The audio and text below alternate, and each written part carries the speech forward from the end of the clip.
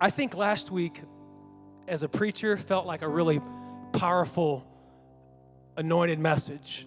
I don't know if it felt that way to you, but some weeks I feel flat, I feel like God didn't speak enough, and people go, that was the best thing ever. And then the weeks I feel like God really touched this, you don't hear any feedback. They're like, okay, when's lunch? But I don't know who was here last week that felt like this was special. This thing about Moses, even from infancy, being reserved for calling, is so cool, because even before he wasn't a decision maker in it. He was already being withdrawn out of bad to withdrawn back into good, so he could grow up to do what God wanted. You know, you can run from God all you want, but eventually he's going to catch you, Jonah. Eventually he's going to catch you. It is not that he's trying to hold you. It's that we're fighting God's will here on earth to do our thing. And when your light bulb goes off in sync with God's light bulb, this thing called a revelation happens, and you're like, now I get why I'm here. Now my life has value again. I'm not saying it doesn't have value without understanding that, but it will have more value than you could ever imagine. Like more value than the material thing that wears off after it's no longer new. This never wears off. And so this is what's happening to Moses, and we're in week 2. And this is kind of a depressing, how many are encouraged? This is kind of a depressing passage, but man, God was shouting at me. I was so fired up, Vince, that I was ready to come last night and just stand here. And I didn't know chocolate has caffeine, and I ate like a lot of chocolate last night, and I did not sleep. So I'm going, okay? I could have been here the whole time. I'm on this new diet. It's really healthy. It's called Eat Chocolate at Bed. Yeah, I'm serious. Anyway, Exodus chapter 2, verses 11 through 22. When you have it in your digital Bible brains, like Elon Musk would say amen. All right. Now, Moses is older here. Last week, he was a baby in the reeds. Now he's grown a little bit. I'm not saying he's to his calling yet. He's definitely not leading the Israelites yet, but he's being prepared. Remember, Moses was born an Israelite Hebrew baby who was then raised up by an Egyptian daughter of Pharaoh. So he had a secret dual citizenship. Unlike Paul, who had an open dual citizenship, Roman and Israelite. Moses was secretly an Israelite. Nobody was supposed to know that's who he really was. But you know, you can't hide who you really are. I preached on this a few days ago on a video. I don't know. You don't have to tell people what you are, because eventually they're going to tell you what you are, because it's going to show. You know what I mean? And so this is what's happening here. It's starting to show who he is. And he can't suppress who he is. And that's why this is so good. And I felt like sometimes God whispers a word, and this time he was screaming it at me. He was screaming at me. And I'm going, man. And something else that's been happening to me the last few weeks is like, this has been a little different for me, and I know this probably doesn't sound spiritual, but the last few weeks, there's like a theme that's just jumping off the paper right before the message. The message has been in preparation for months, but right before the experience, there's a theme that starts leaping out hours before. And that didn't used to happen to me like that, and now it's getting really strong, and so I feel like, okay, that's the word. I think that's becoming seasoned and sanctified in the process. So let's go there. Verse 11 says, one day after Moses had grown up, he went out to where his own people were and watched them at their hard labor. Remember, they're in Egypt. His people are Israelites, and they are slaves under the Egyptians, who he is acting as if he is an Egyptian, right? I mean, Pharaoh's daughter is his mom. He's living a bougie life by this point. Good school, good everything. He's getting first class everything because of his stature under his surrogate mother. So he sees his Israelite brothers and sisters hard at work, and he saw an Egyptian beating a Hebrew, one of his own people. I always think this is funny. Looking this way and looking that way. Where'd it go? He killed the Egyptian and hid him under the sand. Doesn't that sound so lovely? Like he looked both ways, killed him, buried him in the sand. I buried a jellyfish in the sand once. Can I just say that's the only thing I've probably killed in a long time. But it was them or me. So I took that thing and my kids, get away from my kids. Jellyfish, anyway. That's funny. This is serious. He killed an Egyptian. He became a murderer, and he hid him in the sand. The next day, he went out and saw 2 Hebrews fighting. Now, these are his own people now. He asked the one in the wrong, "Why are you hitting your fellow Hebrew?" The man said, "Who made you ruler and judge over us? Are you thinking of killing me as you killed the Egyptian?" "Mm-hmm, we saw you." Then Moses was afraid and thought, "What I did must have had been known." You know, you fight in your own family. Even your own people fight. You fight in your own household. You fight with those you love, sometimes for good reason. But here were his own brothers and sisters fighting with each other, and then they turned on him. And they kind of like got snarky with him. He said, who made you judge over us? Are you thinking that killing me as you killed the Egyptian? Then Moses was afraid and said, what I did must have been known. Verse 15, when Pharaoh heard of this, he tried to kill Moses. But Moses fled from Pharaoh and went to live in Midian. Look to your neighbor, say, Midian, where he sat down by a well. All right, well, that's a pretty simple way to approach Midian. Now, a priest of Midian had 7 daughters, and they came to draw water and fill the troughs to water their father's flock. Back then, that's what their sprinkler system was, okay? They didn't have irrigation. They went and got the well, and they did stuff with it to feed the flock. Some shepherds came along and drove them away, but Moses got up and came to the rescue and watered their flock. I'm going to touch on this later, why he drove them away, the shepherds, but it's not relevant at this moment. What matters is the daughters were being challenged, and Moses protected them. When the girls returned to Reuel, their father, he asked them, "Why have you returned so early today?" They answered, "An Egyptian rescued us from the shepherds. He even drew water for us and watered the flock." And where is he? Reuel asked his daughters, "Why did you leave him instead of inviting him over here to have like dinner or something?" Moses agreed to stay with the man and the man gave his daughter Zipporah to Moses in marriage. That was fast. Zipporah gave birth to a son, and Moses named him Gershom, saying, "I have become a foreigner in a foreign land." Now let me just summarize that the humor in this is actually because it's covering a broad time span. It's not just everything's instant. But what we see here is Moses never stopped being who he was. When it worked for him and when it got him in trouble, he never stopped being who he was, because you can't stop being who you were meant to be. I titled this message of week 2 in Moses Moments, "When Your Problem is Preparation." When your problem is preparation. The biggest mistake we make as Christians is that when we endure something that seems unfair or not of God, we immediately assume that God wasn't there for us. And it must be the enemy, because it was unfavorable to how we felt. It didn't feel good. It doesn't always feel good. Good things don't always feel good.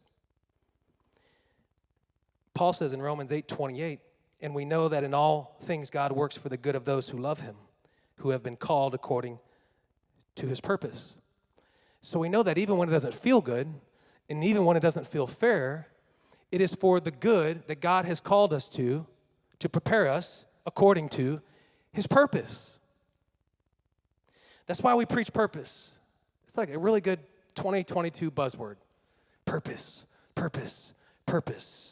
Rick Warren, the purpose-driven life. Then he wrote the purpose-driven church, the purpose buzzword. What do we do with that? It's found through the process. And the process is often mislabeled by us as the problem. This is so good. This is so good, Jen. It's so good. I got to quit saying that too. I'm going to put that on my notes next time. But I'm here to tell you today that the problem you may be in is actually your process. God is setting you up today, or someone you know, for something that is shining with his glory on the other side. And if you take your problem and you rename it process, it won't feel so pointed at me like this, like I'm bad, everything else is good. It's like, no, I'm being refined. When you're going through a process, you're being refined. When you're in a problem, you're the target. Feel the difference? But there's no difference. Because never, says the Bible, did God grow somebody through a day at the beach playing on Amazon in the thing that you rent that's overpriced. Never. It's not in there. Because you'll never grow through that. You're not refined through taking it easy. You need a break once in a while, but you never are done being refined by God until His great church is done on this earth. Even when you're gone, your ancestors are continuing on your process. They're carrying on your process. See how I'm doing that? Get the devil's lie out of your head and get God's word in your head that is not a problem. That is God's process. They're feeling this, Jen. It's good. Moses was not being punished. I feel like Moses here was like Ben Stiller in Meet the Parents. You remember when he like couldn't get on the airplane or something? And the lady's like, I'm sorry, sir. And she's typing. And then they're shutting the door. And he's like so innocent in the situation. Like everything that happened to him, he meant well, but it's like he was always at the short end of the stick. I feel like Moses was kind of here. Here he's trying to protect his own brethren, and then they kicked him in the behind for it because he killed somebody. He was actually trying to protect his family. And then he had to flee his own. He became a foreigner. He named his own baby Gershom because they called me a foreigner, and now I'm in a foreign land. They treated me like a foreigner. Now I'm in a foreign land because my own people were going to take me out. Has anybody else ever felt like that? Welcome to ministry. Welcome to serving God. It's a lonely place sometimes. But when you remember that this is a process and not a problem, you'll look at it different. You can clap. That's good. I like this. If you're happy and you know it, clap your hands. All right, we're going to keep that theme going. Whatever I got to do every week forward, that's what we're doing. Moses wasn't being punished. He was being prepared. And so by this scenario in Exodus 2, now you can know when your problem is preparation. When your problem is preparation. Well, that's nice, PJ, but what do we do when we actually have to deal with it after the message is done, the Starbucks wore off, and now we're back to our grumpy old self? We say, it's not fair, so it's not God. It's not fair, it's not God. If it was God, He would have bailed me out, yet God allowed it. Sometimes it's not fair because it's God. Well, I'm just the messenger. Don't shoot me. God did it. God allowed it. I'm not saying God sent it. God allowed it. Look at Job. If you got something to complain about, just go compare yourself to Job. I don't think the man could have lost anything more, including his own children. Yes, he lost that too, but he never stopped being faithful. You know why? Because God said, go ahead, devil, try it. Job's faithful, and Job will endure. So God clearly allowed an unfair situation because of process. It wasn't a problem. We use fairness as a measure for God's involvement. That's backwards. Fairness is like a talent show, unfortunately. It's rigged. Does that make sense? Anybody ever been in a talent show and you know you won, but somehow that other kid did? I'm not bitter. Skateport Plaza circa 1991. I got a free Slurpee instead of the $25 pre-Amazon cash money or whatever, because that kid had more friends. That's not how it works, though. Fairness is not how God measures. The world measures by fairness, and that's their own standard. God measures by purpose.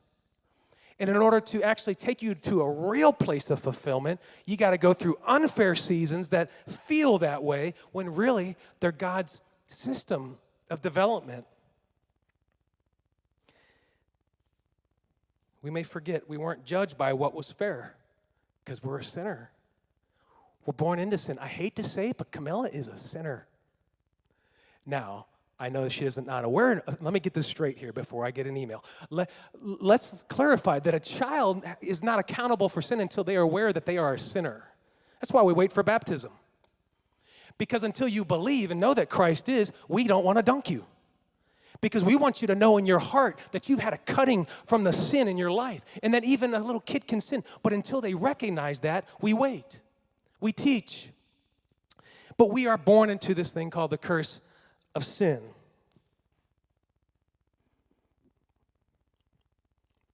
I'm going to tell you a funny story here.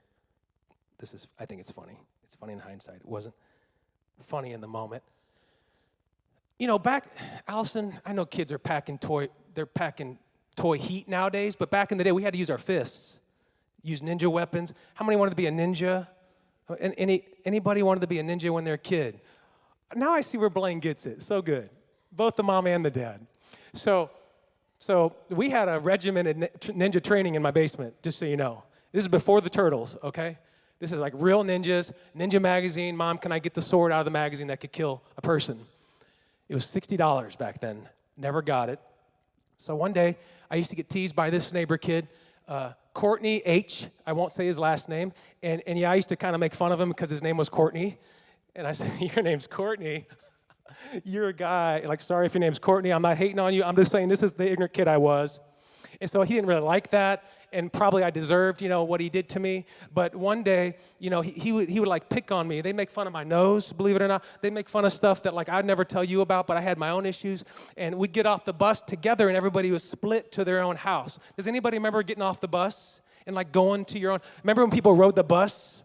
It's the greatest place to learn everything good in life, says the devil. Homeschooled. Can I get an amen, Allison? Yes. So anyway, so we got off the bus, and we lived down on the bottom in Chesterfield, the bottom of this hill, and Andrew Suk lived at the top hill, and that's where the bus stop was, and then Kent lived next door, and then Courtney lived across the cul-de-sac, and Courtney was a year older, me and Andrew in the same grade, and then Kent was a couple below us. And so we get off the bus, and every day there was like this bullying, teasing of me. I was always the nice one. I would always invite the kids into play, and then they'd be really mean, and they all go do something, and they wouldn't let me take part. And so I worked on my ninja skills, and eventually I said I had enough of this.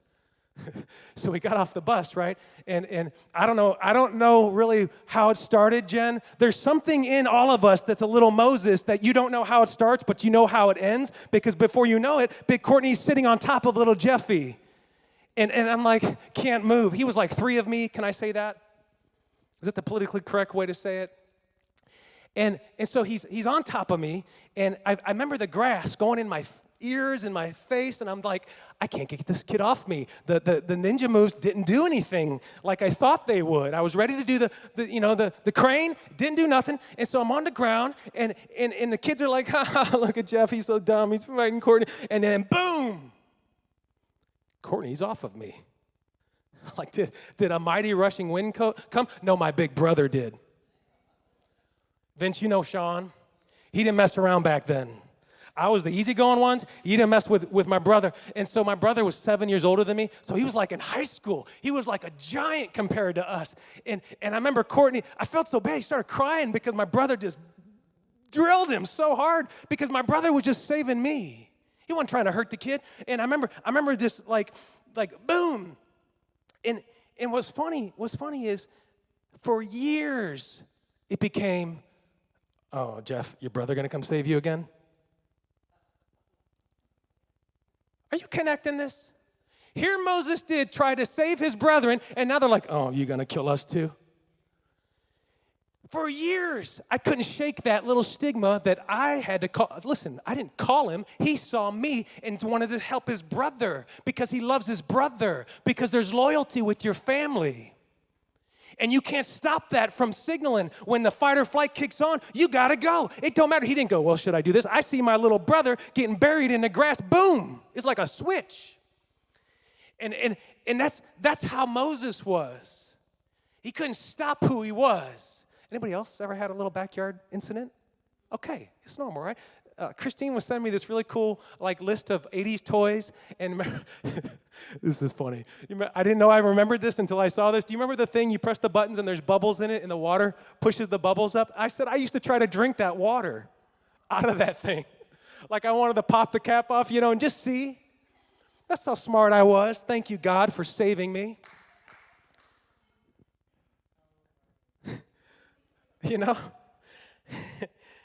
But Moses' will was to do good even when he got himself into hot water. You can't stop who you are. You can't hide who you are. So eventually, I'm not saying you shouldn't be refined to be a better person. I'm saying who God made you to be, though, you can't stop it, so don't fight it. Let God take you there. Let God take you there. The pressure you feel is actually resistance to God's calling. That happens at all levels of the walk. When you feel like the devil's tormenting you for something that you want to do for God, it's because you're actually resisting God's call. It's really good. It's backwards from how we would think it would be. But Moses had integrity, and integrity will make us become the odd one on occasion. And God set him up in these situations so he could be pruned to God's calling in view, not the world's view, God's view. So now you can know when your problem is preparation. It was his identity. It's about embracing your identity. I've learned not to try to make people who they're not. I've learned to try to not become who I'm not, because we all have an identity, and when we try to force an identity to become something it's not, it will never work. I'm not talking about potential. We want people to grow in their potential. That's part of finding your real identity of who God made you to be. That's called embracing your identity. And God was establishing Moses' identity here, way before. This is like the backyard of the Bible. Way before Moses got charged to lead the Israelites, which he was scared to do, this all took place. So you can look back on all the speed bumps, and you're like, I don't know why that took place in my life. Why did God do that? Why did God do that to my family? Why did he do that to my mom and dad? Why did he do that to my sister? Why did they turn out like that and I didn't? Why are we different when we came from the same place?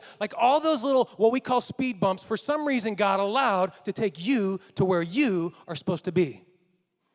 And that's what you got to do. You got to believe that, because that's the God-honest truth. Doesn't that sound nice when a pastor says the God-honest truth? That is the truth of the gospel. You're not there to figure out their issues and why they didn't go where you did. You're there to do what God called you to do. If they want to do what God called them to do, you keep being a witness, but God will deal with them. You keep being a witness, but you can't make them into something they're not ready to be. I could just go on there.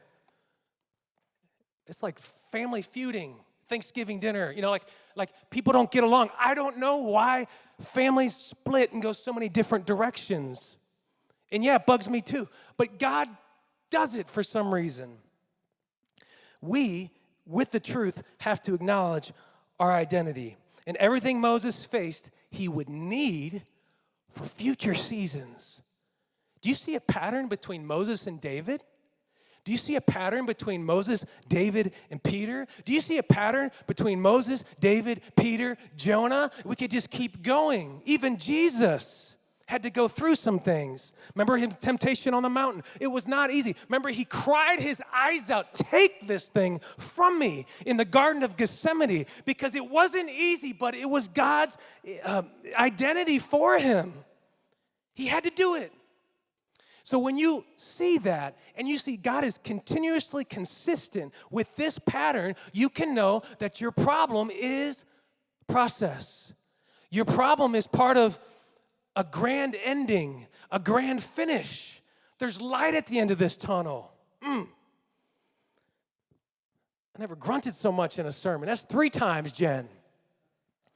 It's because I'm feeling this word. It's much easier to just let everybody go. It's really hard to say, no, you're hurting you. It's hard. I don't want to always be that.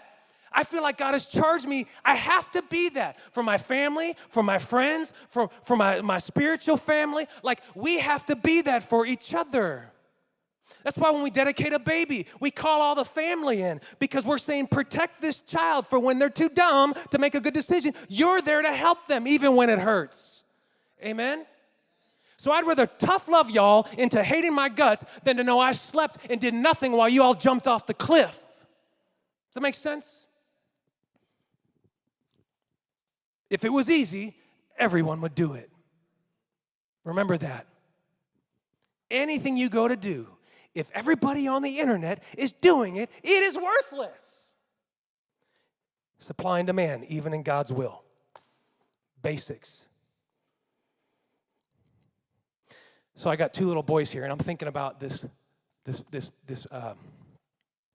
pattern of Moses. Okay, he's killing people. He's burying people. Sounds like Taz. He's fighting with his own siblings in the Israelite house are fighting. And I've got two boys, and it's pretty funny because they're totally different than my three girls, and I already know it because I was one. And how many have boys? How many have more than one boy that gets to get along and do stuff with another boy? Maybe you don't have two boys, but your boy has a friend that's another boy, and then when they get together, stuff happens. You know, when you have boys, you will never find so many holes in your house from heads. That hole, head. That one too, yes, their head. Even at 3 years old, it's so hard.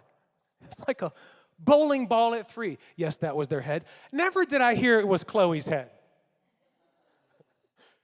And God forbid Camilla's head, because that thing's still soft and still forming. You know, we got to wait till she's 2 before she has kneecaps or whatever the internet says. I don't know. Forget that hogwash anyway. But we've got multiple holes in our house in the drywall where it's caved from a face. We've got balusters. Somehow their heads went bowling down our steps and took out a couple balusters like bowling pins at some stage in the last 10 years. Was that Colton or KK? They don't even know because they blacked out from the Colton. Okay. And so what's funny is I had a brother once, and still do actually, and I was talking about this childhood memory, and I was just telling you, like, that never goes away.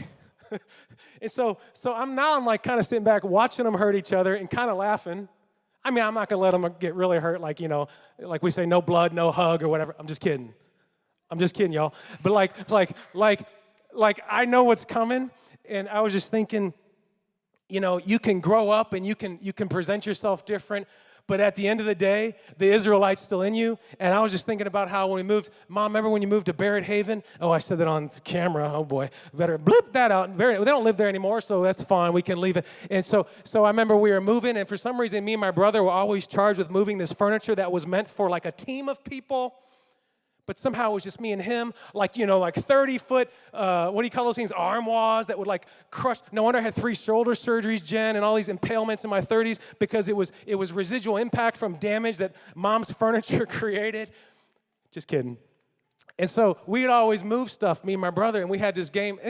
Before I share the game, does anybody ever move stuff? Like, did they like, you know? We had this game where it's called the shove game. And like when you're carrying something, you would like kind of shove it and like see who could almost fall. It was really smart, especially when you're carrying like a dresser. You know, the mattresses, it was safe, but when you got a little cocky with that dresser, sometimes like a little violence would break out, like a little shove, like who could take the shove and not drop Mom's furniture going up the steps, you know, and you're on one leg, and the one brother shoves the other brother. I remember one time, this is like after we were married and grown men, and I think I didn't have a kid yet, but there wouldn't be long, and I remember being in my mom's new master bedroom, and there's strangers there with like donuts, and everybody's having fun, and me and my brother got a little too carried away, and before I know it, Rusty, we're on the ground wrestling. And I remember he's got my shirt over my head, and I'm like, he's always whooping me, the baby. And I'm like, how did this happen? How did this happen? I don't remember like going, okay, I'm mad at you, I'm going to attack you. Something just happened where we just like go at it. And that's what my boys do. And so I connected that because that's what happened to Moses. Because you can't take it out. What do they say? They say, how's it go, Vince? They say, you can take the Israelite out of Egypt, but you can't take the Israel fight out of the Israelite. I don't know, something like that. Like you can take Moses, you can call him king, you can call him Egyptian, you can call him whatever, but at the end of the day, you touch his brother, you're getting hit. Okay? I use these stories to keep you awake, to laugh a little, and to connect.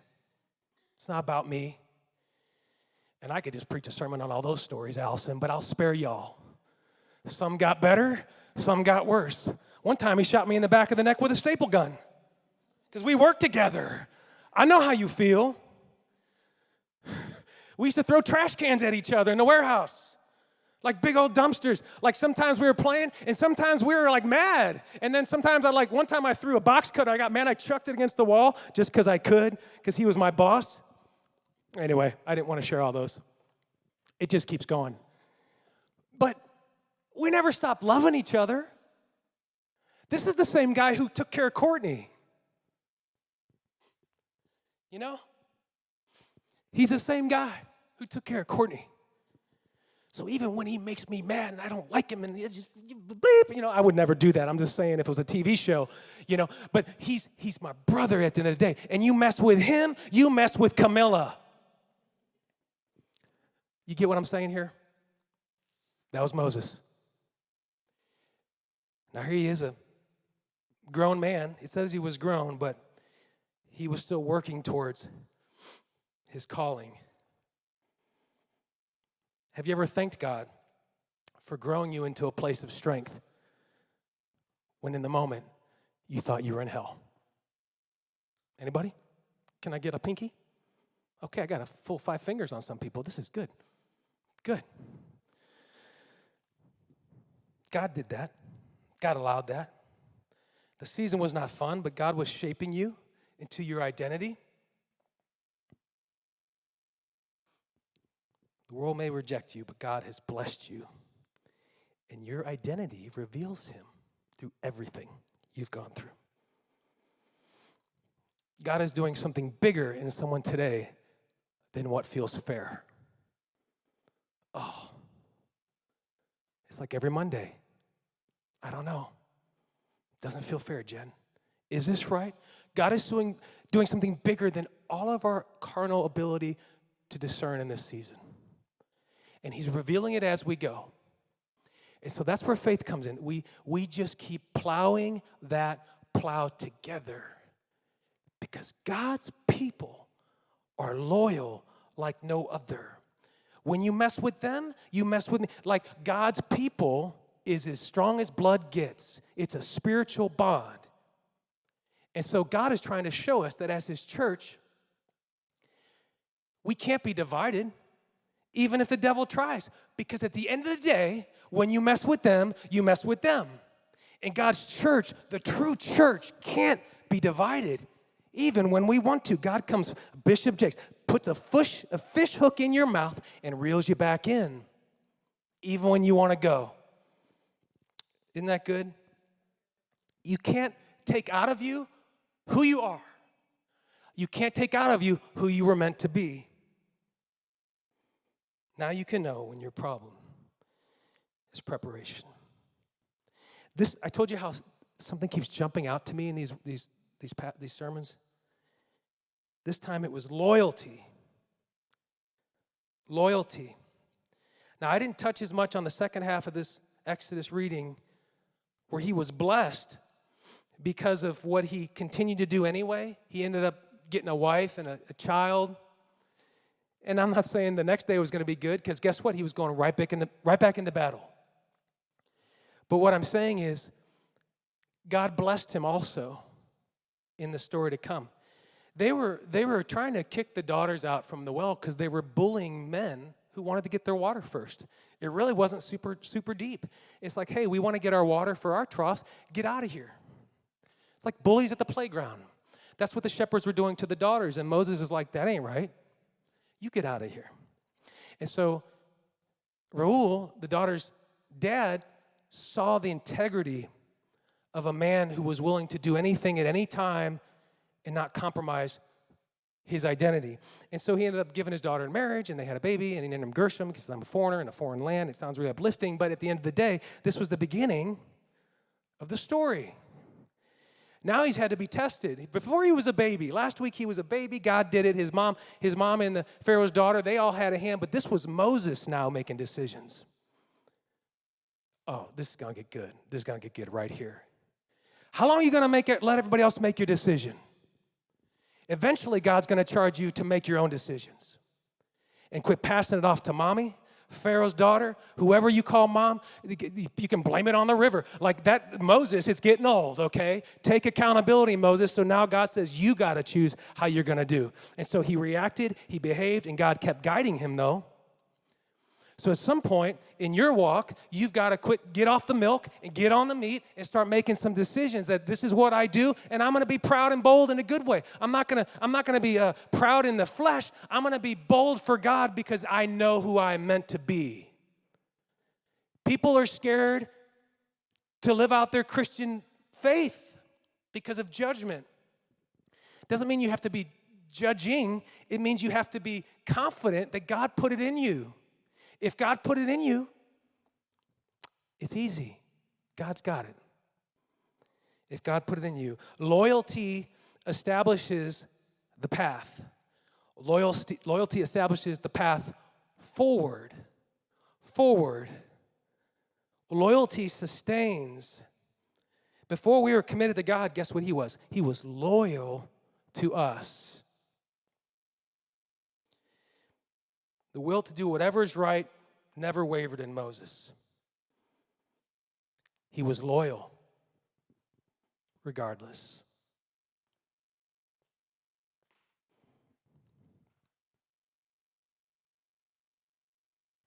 I think my biggest fear, my flesh, is abandonment.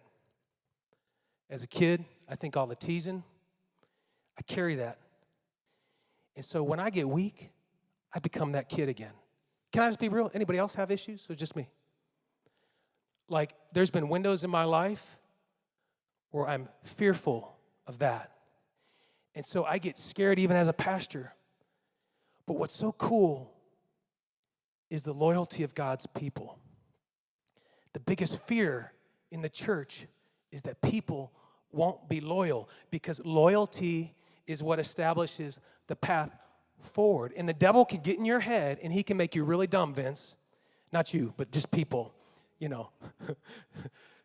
You know, Vince, I want to tell a story. Can I talk about you? It's good. Your whole family, all y'all, are so loyal. Like, at the end of the day, nothing matters. I know you're going to be there with that camera. I know you're going to be there. You're loyal. You're loyal. Jen, you're loyal too. I was calling this family out because they're all that way. I've known Vince my whole life. My whole life. And I told Vince, I said, sometimes I don't like what you do, and I'm really transparent. I said, like we're siblings almost. And I say, but at the end of the day, I said, having Vince there always calms me down.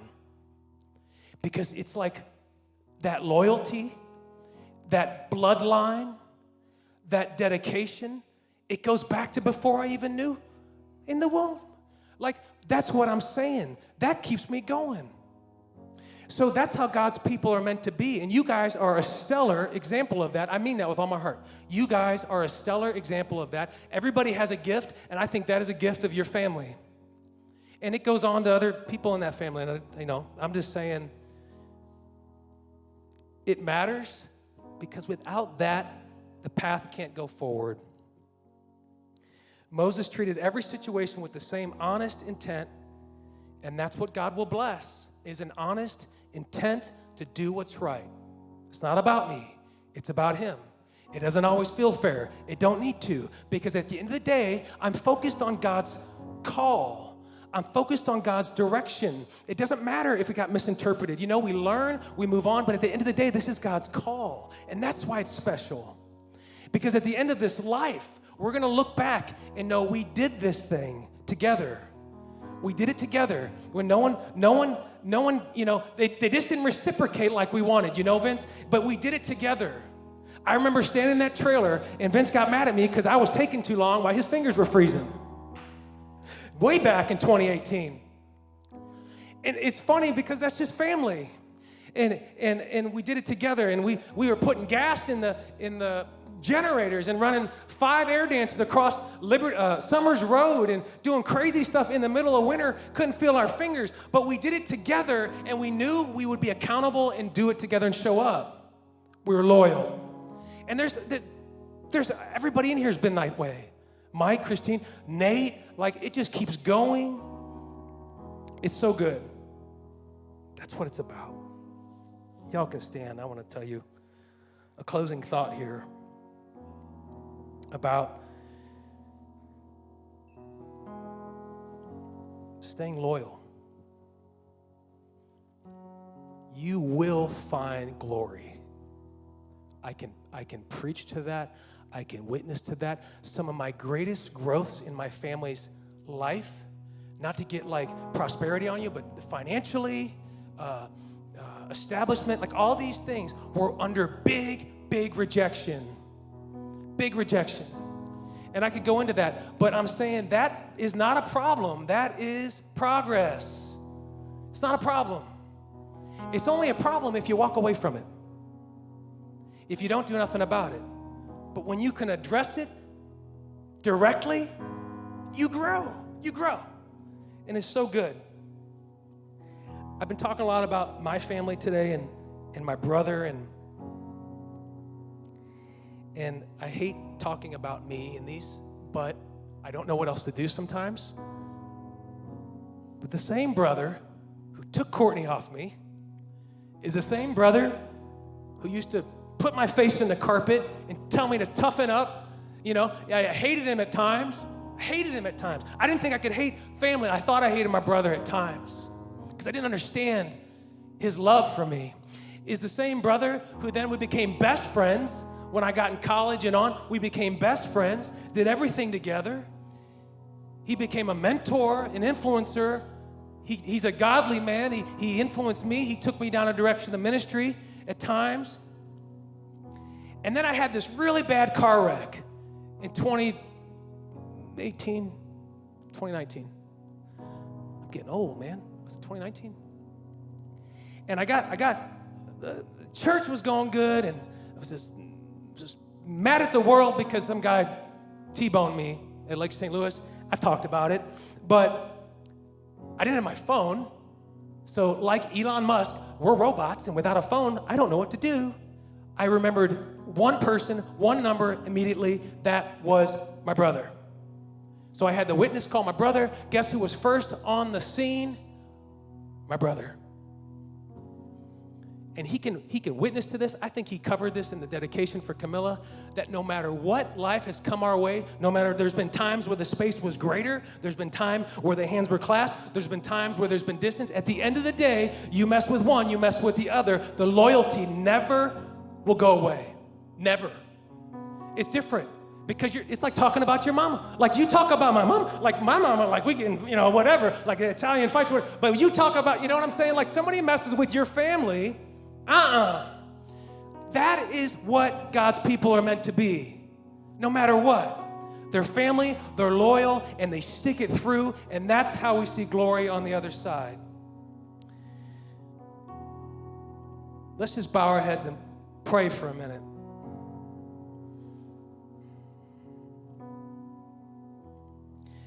God, we just give thanks. We rebuke the devil and the spirit of doubt, and the spirit of adolescence that maybe crippled us as a child, but as a man, as the Bible says, I threw away childish things because now I'm wiser than that. I'm wiser to know that anything you provide, you will keep. And then if you called it, you will provide your sheep. You will provide your family. You will provide your love, your grace, your mercy, your provision. And I pray, God, that we don't let our earthly minds get in the way of something so godly that was never ours to begin with. This is yours, God. One Seed Church is yours, God. It's yours. And God, we just pray as a church that we never lose sight that this mission is elevated by calling and nothing else. We love it, we have fun, we do fun stuff before and after, but at the end of the day, this is a calling loyal to God's people as you've been loyal to us all the way to the cross. Let us never forget that. We give thanks for that, God.